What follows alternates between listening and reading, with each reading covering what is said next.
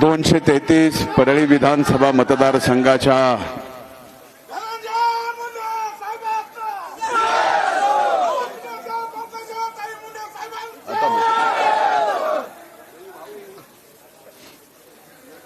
प्रचाराच्या निमित्तानं घाटनांदूर येथील बाजार चौकात होत असलेल्या राष्ट्रवादी काँग्रेस, भारतीय जनता पार्टी, शिवसेना, आरपीआय व महायुतीच्या सर्व घटक पक्षाचे सन्माननीय नेते, आजच्या या सभेचे अध्यक्ष आदरणीय पिंपळीदादा, व्यासपीठावर उपस्थित सर्व मान्यवरांची क्षमा मागून सन्माननीय व्यासपीठ, आजच्या या सभेला उपस्थित असणाऱ्या माझ्या माता भगिनी, उपस्थित वडीलधारी मंडळी आणि मोठ्या संख्येने आणि उत्साहात असणाऱ्या माझ्या तरुण भावांनो आणि पत्रकार मित्रांनो,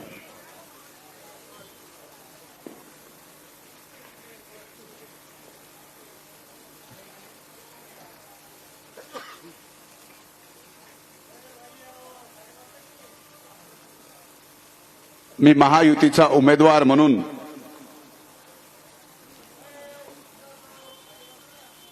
आज घाटनांदूरला प्रचार सभेला येत असताना घाटनांदूरला आल्यानंतर कळालं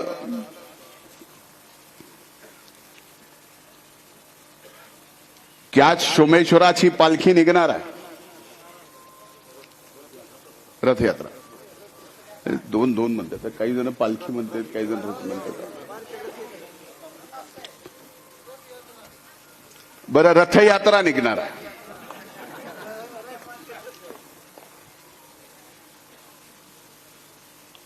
दर्शन घेतलं, सोमेश्वराचा आशीर्वाद घेतला आणि ज्या रथातून सोमेश्वराची यात्रा निघणार आहे त्या रथाचं सुद्धा नतमस्तक होऊन या ठिकाणी दर्शन घेतलं, आशीर्वाद घेतला आणि आज महायुतीचा उमेदवार म्हणून इथं उपस्थित मायबाप जनतेचेही मी या ठिकाणी दर्शन घेतो आणि येणाऱ्या निवडणुकीत मला आशीर्वाद द्यावा ही कळकळीची विनंती पहिल्यांदा या निमित्तानं करतो.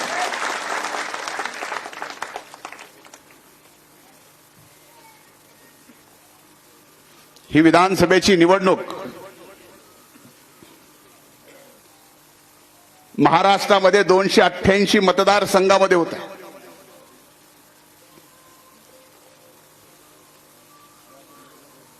या 288 मतदारसंघामध्ये अनेक मान्यवर उभे आहेत.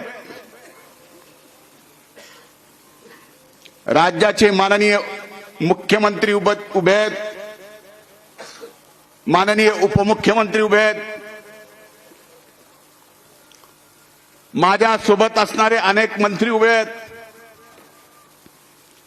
महाविकास आघाडीचे सुद्धा अनेक मान्यवर नेते उभे आहेत. पण त्या 288 पैकी उभ्या महाराष्ट्रामध्ये जर चर्चा कुठल्या मतदारसंघाची असेल, मग टीव्हीवर असो, सोशल मीडियावर असो, युट्यूबवर तर एवढे चॅनल झालेत की अख्ख्या जगात एवढे चॅनल नसतील. त्या चॅनलवर असो, चर्चा फक्त परळीची. म्हणजे बघा, आपल्या मतदारसंघाची महाराष्ट्राची निवडणूक लागली, निस्ती निवडणूक लागली की उभ्या महाराष्ट्रात चर्चा. पण आज तुमच्याकडे पाहिल्यानंतर निकाल लागल्यावर ही चर्चा देशात गेल्याशिवाय राहणार नाही, हा विश्वास आपल्या सगळ्याकडे पाहिल्यावर निश्चित मला या ठिकाणी वाटतं. निवडणूक लढाई आहे. जुन्या काळात राजेशाहीमध्ये लढाया व्हायच्या, मैदानात व्हायच्या. लोकशाहीमध्ये मतांची लढाई असते, विचाराची असते. म्हणून ही जरी लोकशाहीतली निवडणूक असली तर ही सुद्धा एक लढाई आहे. माझ्या अगोदर आदरणीय जिल्ह्याच्या अध्यक्ष आबांनी भाऊनी सांगितलं की आपली निवडणूक एवढ्या एवढ्या मतांनी असं तसं. लोकसभेला सुद्धा गळ्याच्या असंच म्हणत होते हो. मी एकटाच म्हणत होतो निवडणूक सोपी. आणि माझ्या जीवनामध्ये मी आपल्याला सांगतो, अनेक जणांनी, आपल्यापैकी अनेक जणांनी मला लहानाचं मोठं झालेलं पाहिलं. समाजकारणात राजकारणात आल्यापासून, पहिल्या निवडणुकीपासून ते या 2024च्या निवडणुकीपर्यंत पाहिलं. मी माझ्या सहकार्याची ग्रामपंचायतीची निवडणूक सुद्धा सोपी घेत नाही, तर विधानसभेची निवडणूक कशी सोपी घेऊ शकतो. तुमच्या आत्मविश्वासाचे, तुम्ही ज्या मतानं निवडून देणार आहात, जे आता बोललात आत्मविश्वासानं, त्या आत्मविश्वासाची मी कदर करतो, आभार मानतो. पण ते घडवून आणायचं असेल तर इथं उपस्थित प्रत्येक मायबाप जनतेला फक्त आल्यानेच मत द्यायचं नाही, तर गावातल्या सर्वांना, इथल्याच नाही तर परिसरातल्या सर्व गावातल्या मायबाप मतदार बंधू भगिनींना विनंती करावं लागेल, हात जोडावा लागतील की जात पात धर्म न बघता खऱ्या अर्थानं ज्याला विकास केलाय, सेवा ज्याची धर्म आहे, सेवा ज्याचा जात आहे, अशा माणसाला मतदान करा. तर तुम्ही जे बोललात ते खरं या ठिकाणी होईल. नाही तर राजकारण या लाखातलं एक इथं आलं.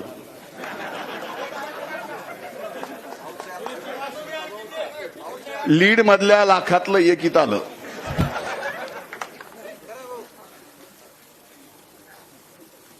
नाही तर मला वाटलं होतं की लोकसभेची निवडणूक झाल्यानंतर, ज्या पद्धतीने लोकसभेची निवडणूक झाली,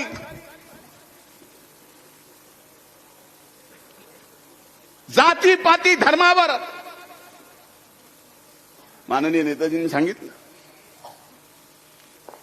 ती निवडणूक झाल्यावर तर मला वाटलं होतं की या जिल्ह्यात, या महाराष्ट्रात, मराठवाड्यात या येणाऱ्या विधानसभेच्या निवडणुकीत तरी जात पात धर्म बाजूला ठेवून मायबाप जनता अशा पद्धतीने विचार करेल की जाती पाती धर्मावर निवडणुका लढून एखाद्याला निवडून आणून आपला विकास होत नाही, तर जाती पाती आणि धर्माच्या पलीकडे जो विचार करतो आणि विकास करतो त्याच्या पाठीमागे सर्व जाती धर्माने उभं राहून त्याला निवडून द्यावं लागतं.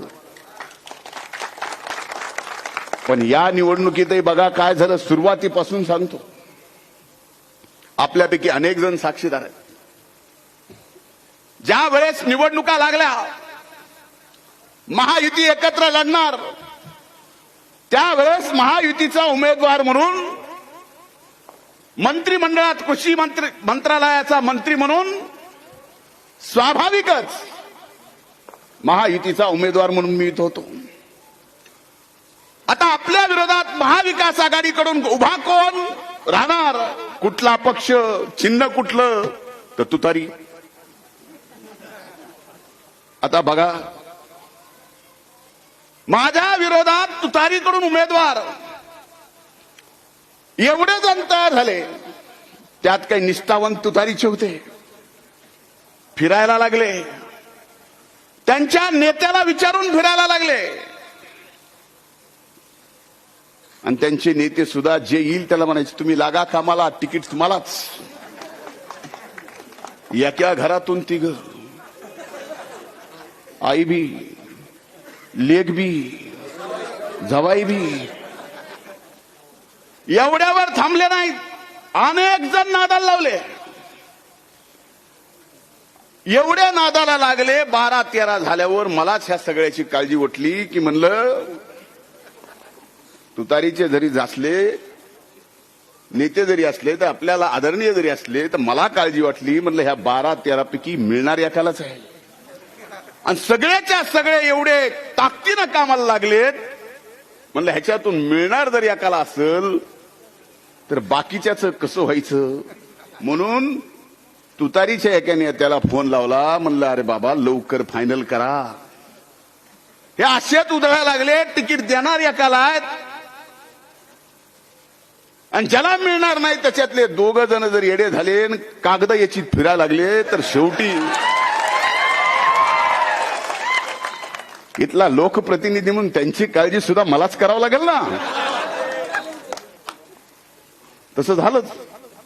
शिवाजी चौकात हे फाड ते फाड, हे खळपास ते खळपास, हे अगोदरच सांगितलं होतं त्यांना. पण या गोष्टीचं मला नवल वाटलं नाही. आज हा विषय तुम्हाला जरी मजेशीर वाटत असला, हा विषय माझ्या भाषणातून तुम्हाला हसावं जरी वाटत असलं, तर याचा मायबाप जनता म्हणून तुम्ही थोडासा विचार करा की कशा पद्धतीचं राजकारण या बीड जिल्ह्यात, या मतदारसंघात, आणि त्या राजकारणातून त्यांना काय मिळवायचं आहे. जे निष्ठावान पहिल्यापासून तुतारीचे होते, तिकीट ज्या दिवशी जाहीर झालं त्यापैकी एकाला भी तिकीट मिळालं. आणि जे तुतारीत कधीच नव्हता त्याला घेतलं आणि तुतारीचं तिकीट दिलं. आता ज्याला घेतलं ते कोण आपल्याला माहिती आहे, त्याचं नाव आपल्याला माहिती आहे. पण घेऊन उमेदवारी देण्या इतपत हे राजकारण थांबत नाही. शेवटी निवडणुकीचे निकालाअंती कोण निवडून येणार, कोण पडणार हा विषय वेगळा. पण अशा पद्धतीचं राजकारण वारंवार इथं घडावं आणि वारंवार हे घडल्यानंतर जातीपातीचं, धर्माचं राजकारणातच आपला माणूस गुरफडून राहावा आणि पिढ्यानं पिढ्या फक्त तेवढंच त्यांनी करावं. विकासावर आपण कधी येऊ नये, बोलू नये. आपलं मागासलेपण कधीच आपण दूर करू नये. शेवटी लोकसभेत काय झालं, जे लोकसभेत झालं त्याचाच प्रत्यय आता विधानसभेला येतोय का नाही. आणि हे करतय कोण, करतय कोण कळलं, हे महत्वाचं आहे. अरे निवडणुका येतील जातील, लोकशाहीमध्ये ठरलेल्या वेळेत निवडणुका घ्यावा लागणार आहेत. मायबाप जनतेला मतदान करावं लागणार आहे. आपलं कोण चांगलं करणार त्या उमेदवाराला निवडून द्यावा लागणार आहे. पण मला आज माझ्यासारख्या कधीच जात पात धर्म ज्याच्या अंगाला कधी शिवलं नाही अशा व्यक्तीला असं वाटतं की अशा निवडणुकीपेक्षा जर सर्वात काही महत्वाचं असेल तर युगपुरुष छत्रपती शिवाजी महाराजांनी रायरेश्वराला वयाच्या 16व्या वर्षी रक्ताचा अभिषेक घालून स्वराज्य मी निर्माण करणार आणि ते स्वराज्य निर्माण करण्यासाठी 18 पगड जाती धर्मातल्या प्रत्येकाला सोबत घेऊन स्वराज्य निर्माण केलं. ज्या स्वराज्याला किती आदर्श राजा बघा.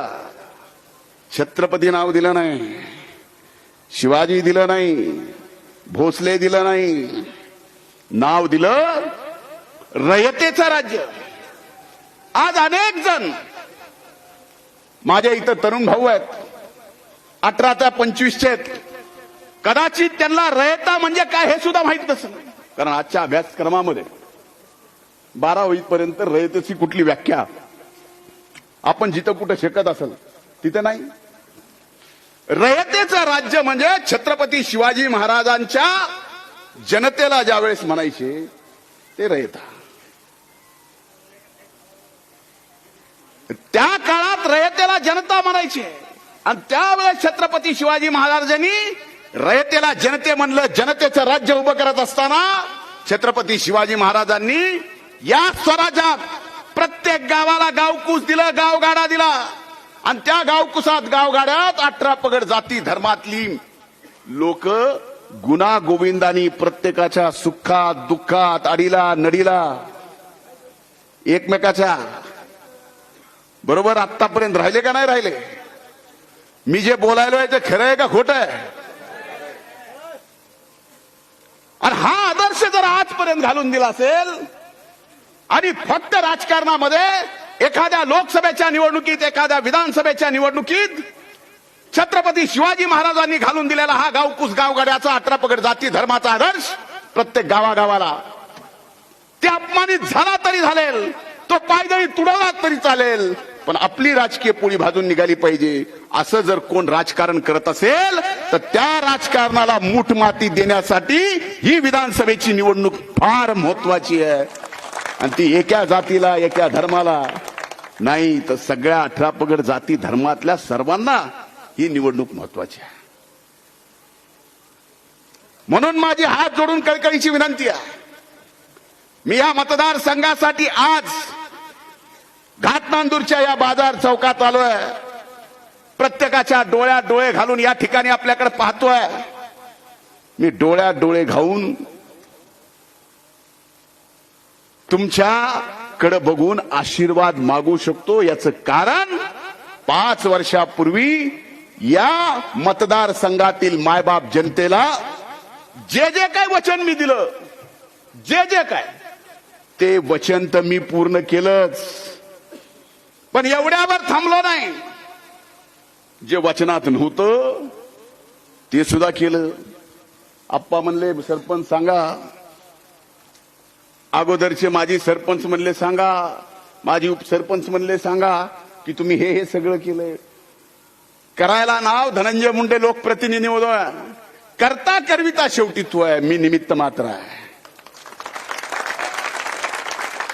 आणि घाटनांदूरसाठी मी आज नाही करत आलो. बाप्पा सरपंच होते, काँग्रेसचे होते, मी भाजपचा होतो त्यावेळेस. एक उदाहरण मला सहज आठवलं. पाणी पुरवठ्याचे 70-72 लाखाचे 2 ग्रामपंचायती काँग्रेसच्या होत्या. जिल्हा परिषद भाजपची, मी उपाध्यक्ष होतो. ही ग्रामपंचायत सुद्धा त्यावेळेस काँग्रेसची होती. बोदेगाव ग्रामपंचायत सुद्धा त्यावेळेस काँग्रेसची होती. मी कधीच पक्षाचं निवडून आल्यावर, प्रतिनिधी झाल्यावर जातीचं, पातीचं, धर्माचं राजकारण हे त्यावेळेसचं उदाहरण सांगतोय. 20 वर्षापूर्वीचं की या घाटनांदूरला त्यावेळेस 78 लाख रुपयाची पाणी पुरवठ्याची योजना, त्यावेळेस 20 वर्षापूर्वी.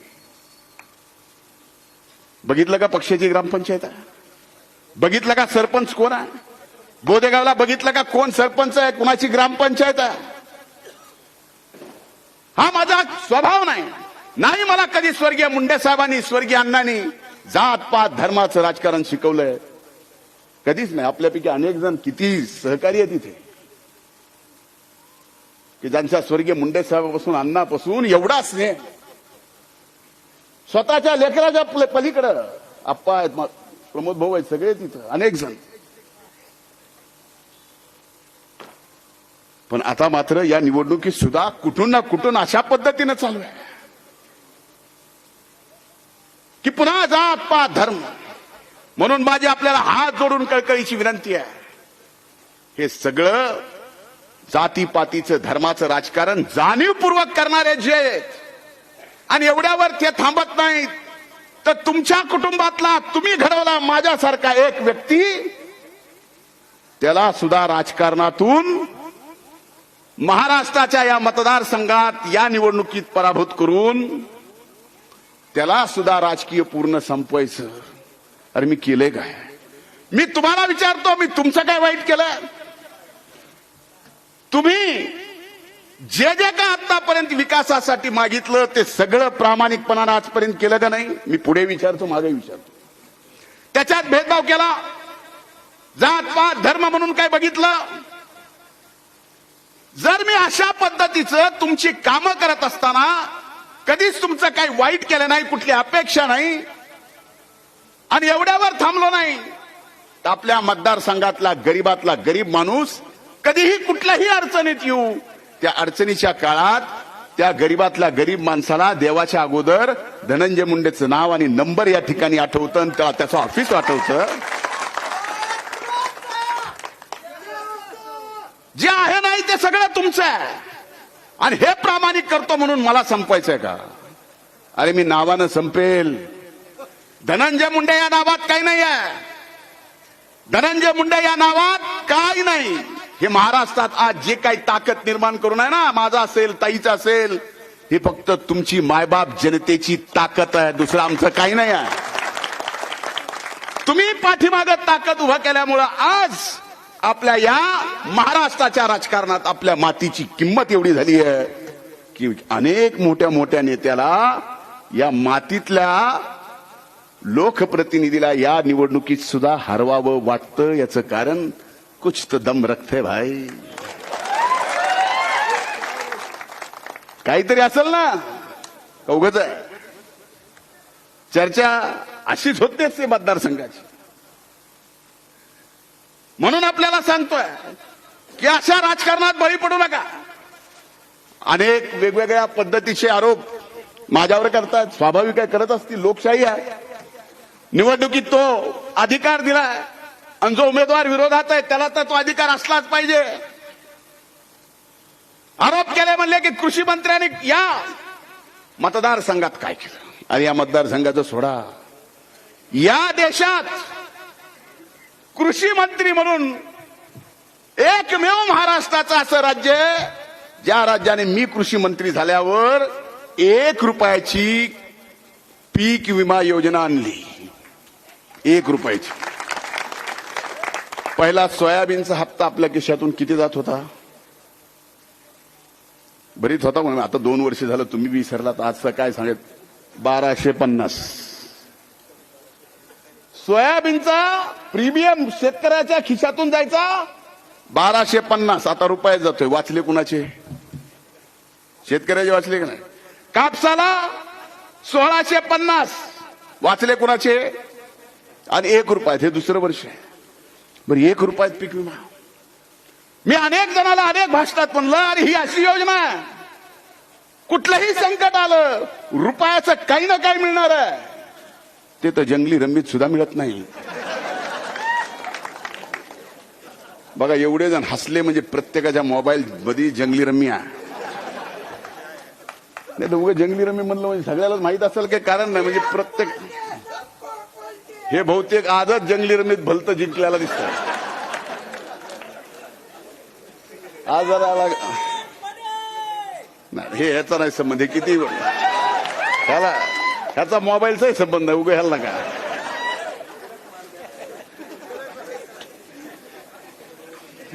ते म्हणले एवढ्यावर थांबले नाहीत. ते म्हणले आणखीन काय केलं, बाकीचं सोडून द्या. मधल्या या मतदारसंघात कृषी मंत्र्यांनी काय केलं? अरे 1.5 वर्ष कृषी मंत्रीपद मिळालं. या मायबाप जनतेने कधी माझ्या मागच्या निवडणुकीत सुद्धा ह्या जाहीरनाम्यात म्हणलं नव्हतं की मी आपल्या मतदारसंघात सरकारचं आंतरराष्ट्रीय दर्जाचं कृषी महाविद्यालय आणेल. इथं सोमेश्वर आहे आणि परळीत सुद्धा जिरेवाडीला सोमेश्वर आहे. 68 हेक्टर मध्ये आंतरराष्ट्रीय दर्जाचं कृषी महाविद्यालय तिथं होतंय.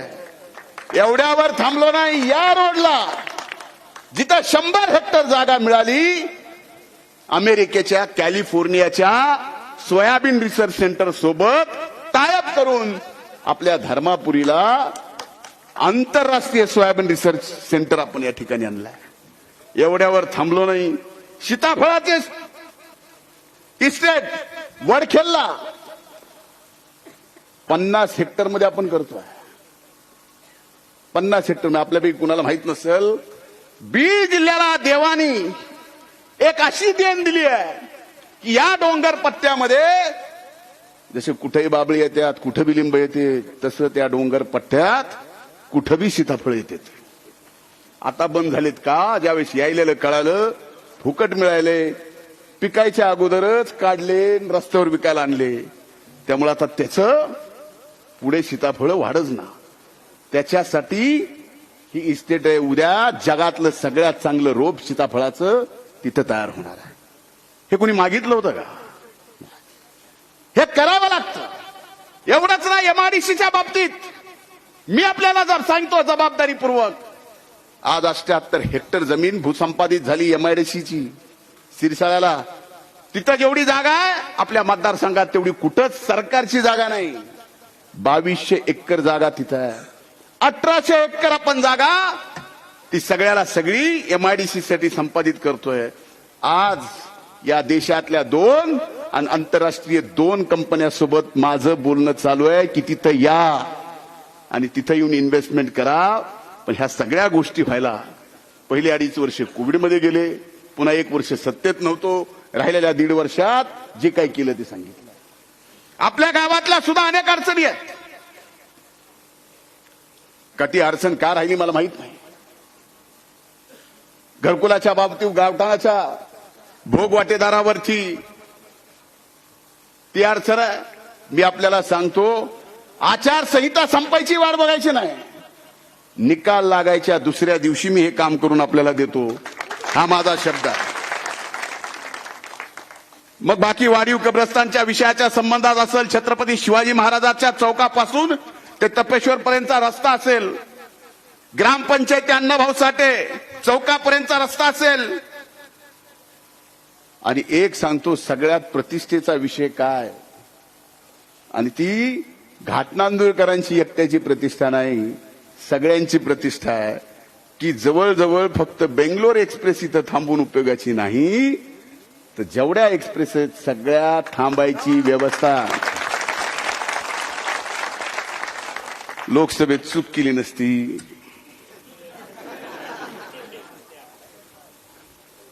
हे रेल्वेचं खातच इकडे असतो. आणि आता सगळे मिळून म्हणते, सर्व जाती धर्माची लोक, तेवढे रेल्वे थांबली पाहिजे हो. मग त्या जाती धर्माच्या लोकांना वाटतं मग लोकसभेला मतदान करायला काय झालं हो, वाईट वाटत. म्हणून आपल्याला सांगतो, ही जबाबदाऱ्या सगळ्या माझ्या आहेत.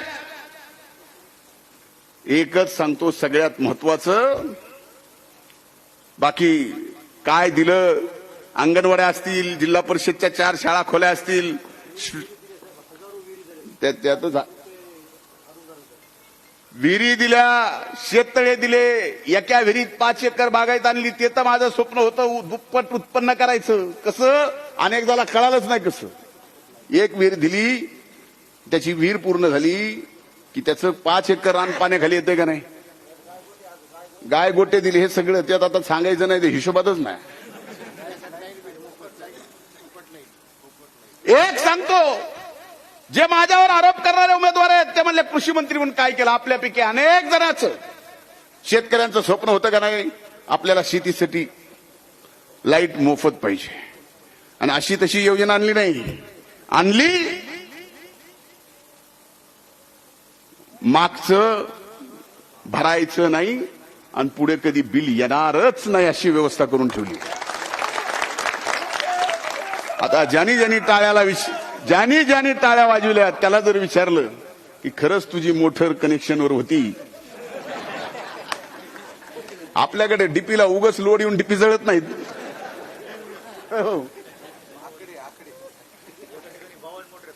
नाही जाऊ दे, आता ते बाकी बोलायचं नाही, खरं आहे का नाही. त्यामुळे काही जणांना मी म्हणतो, आता हसत नाही, डुलत नाहीत, बोलत नाहीत. एवढी आता समोर तर शेतकरी बसलेत, मग मी विचार करतो हे का हसत नसतील, हे का टाळ्या वाजवीत नसतील. कारण त्यांना काय घेणं देणं, असंही बिल येत नाही, तसंही बिल येत नाही, मोटर तर चालू आहे, काय बोलावं. म्हणजे शासनाच्या पलीकडे विचार करण्याची आपली शेतकरी आहेत आपण. हे सगळं आज आमच्या इथं माय मावल्या बसल्यात, अनेक जणांना लाडक्या बहिणीच्या योजनेतून 1500 रुपये देतोय. योजना जाहीर केली त्यावेळेस म्हणली असली योजना होऊ शकत नाही, होणार नाही, ही फसवी आहे. पैसे खात्यावर टाकले तर हे महाविकास आघाडीचे तुतारी सहित, मशाली सहित, ह्याच्या सहित सगळे म्हणले अरे ह्यांचं काय खरं नाही, लवकर काढून घ्या. म्हणले रक्षाबंधनला एकदाच 3 महिन्याचे दिले, पुन्हा ह्यांचे तोंड बंद झाले. पण साधे तोंड बंद करून बसले नाहीत हे. ची योजना कायमची बंद व्हावी म्हणून ह्याच मशालीचे, तुतारीचे आणि पंजाचे लोक कोर्टात गेले की ही योजना बंद व्हावी. एकीकडे सरकार असं आहे की इथं आम्ही डायरेक्ट तुमच्या खात्यावर देतोय. आज 6,000 रुपये शेतकऱ्यांचे जे पीएम किसान सन्मान मधून मिळतात आणि 6,000 रुपये मी कृषी मंत्री झाल्यानंतर नमो शेतकरी सन्मान मधून 6,000 मिळतात, 12,000. आता हे दोन्ही मिळून त्यांचे 15 आणि हे 15 होणार आहेत, म्हणजे किती झाले? डायरेक्ट खात्यावर आहेत. आता लाडकी बहीण झाली, लाडका शेतकरी झाला. एवढ्यावर विरोधक थांबले नाहीत, म्हणले लाडक्या भावाचं काय. आता इथं यावं तरुण भावावर बोलू नये, घातनांदुरत असं तर होत नाही. या लाडक्या भावाला बदला 6,000 स्टायपंड, 10,000 टेक्निकल एज्युकेशन घेणाऱ्यांना. आता मला सांगा, हे सगळं झालं. 12.5 कोटी जनता या महाराष्ट्रातली सरकारची लाडकी झाली. विरोधक मात्र आणखीन टीका करायला लागलेत. मी एका सभेत मुख्यमंत्र्यांसोबत होतो, त्यांनाही म्हणलं. एका सभेत अजितदादा होते, त्यांनाही म्हणलं. आता ह्यांच्याकडे टीका करायला काही राहिलं नाही. आपण महाराष्ट्रातल्या सगळ्या जनतेला लाडकं केलंय. आता फक्त एकच काम करा की आपण पुन्हा सत्तेत येणार आहोत. त्या महाविकास आघाडीच्या ठराविक काही नेत्यांसाठी एक लाडकी वेगळी योजना आणा, म्हणजे कायम ते गप्प बसतील. त्याच्याशिवाय काय होणार नाही. अरे अनेक गोष्टी आहेत सांगण्यासारख्या. छोट्या छोट्या गोष्टी असतात, ज्या छोट्या छोट्या गोष्टीमुळं आपल्या या ठिकाणी घाटनांदूर असेल, आपल्या मातीतला आपण मान काय दिलाय, तो मान एका व्यक्तीला जरी असेल, एका पदाला जरी असेल. मला सांगा, या जिल्हा परिषद गटाला बीड जिल्हा परिषदेचं अध्यक्षपदही दिलं ना. कुठं आहे पती अध्यक्ष? हा काय नाही. ह्या सगळ्या गोष्टी आहेत. तुम्ही मला मागच्या निवडणुकीत आमदार म्हणून फक्त मत दिलं, मंत्री होणार म्हणून नाही. बरोबर आहे का नाही? सगळ्याला माहित होतं सरकार यायचा काही पत्ता नाही, ह्याला आमदार करायचे. पण मतात ताकद एवढी होती की आमदारही झालो आणि मंत्री झालो.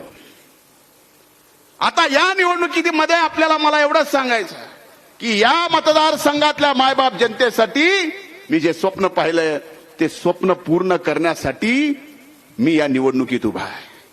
आणि मी स्वप्न हे पाहिलंय, मागच्या 5 वर्षात सांगितलं होतं, विकास माझ्या दृष्टीनं रस्ते, नाली, पुलं, घरकुलं ह्या योजना आणून नाही तर उत्पन्न दुप्पट करणे हाय माझं स्वप्न आहे. मागच्या 5 वर्षात गळ्याच्यान सांगा, आणखीन काही जणांना विश्वास बसत नाही उत्पन्न दुप्पट झाल्याचा. झाला आहे का नाही? आता ह्या सगळ्या परिस्थितीत येणाऱ्या 5 वर्षात त्याच्यापेक्षाही अधिकचं उत्पन्न होण्यासाठी ज्या ज्या काही गोष्टी करायच्यात, ज्या मी वचननाम्यात दिल्यात, ते माझ्यासाठी वचन आहे.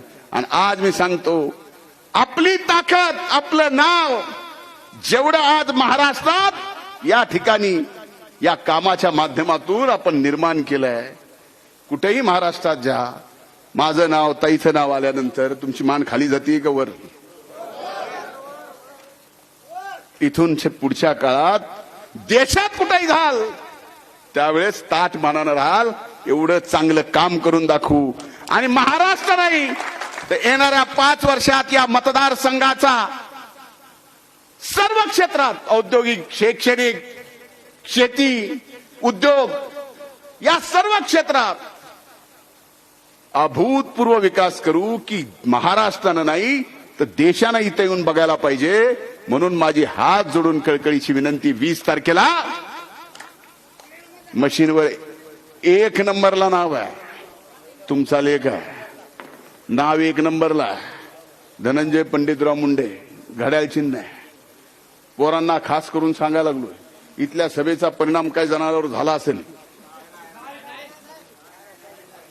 म्हणजे एखाद्याने काय घोषणा द्यावा, म्हणजे न लग्न झालेल्या पोरांना सांगायचंय. आता मला आणखी कुणी काय, मला कळत नाही. हे सुद्धा प्रचाराचा मुद्दा होऊ शकतो. मला लोकच हसायला आले, काय तुझ्या विरोधात बाहेर गेलो. अरे म्हणले काय तुझ्या विरोधातला उमेदवार आहे? म्हणलं काय झालं? अर्चनीचं म्हणलं लग्न. अरे म्हणलं आता मी काय बोल. मला तिथं गेलं बाहेर विचारायला माझ्या विरोधातल्या उमेदवार मलाच लाज वाटायली. तुम्हाला काहीतरी वाटत असेल का नाही? अरे हे काही शब्द द्यायची वेळ आहे? बरं द्या आपण म्हणले काय मला निवडून द्या, सगळ्या पोराशी लग्न लावून देतो. अरे देशील र, पोरं बी तयार होतील र. पुरी कमाल आहे. बर हे आलाय कुठून? इकडून पंजाकडून. इथं सभा संपवतो. खूप खूप धन्यवाद. जय हिंद, जय महाराष्ट्र. देविदास भाऊंना विनंती.